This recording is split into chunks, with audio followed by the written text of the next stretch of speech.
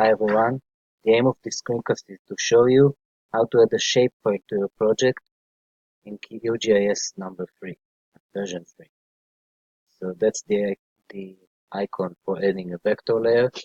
A shapefile is a vector layer, but you can always push here, select you want to add a shapefile. I'm already in the folder, and that's my shapefile. Just pay attention that I've already filtered the shapefiles.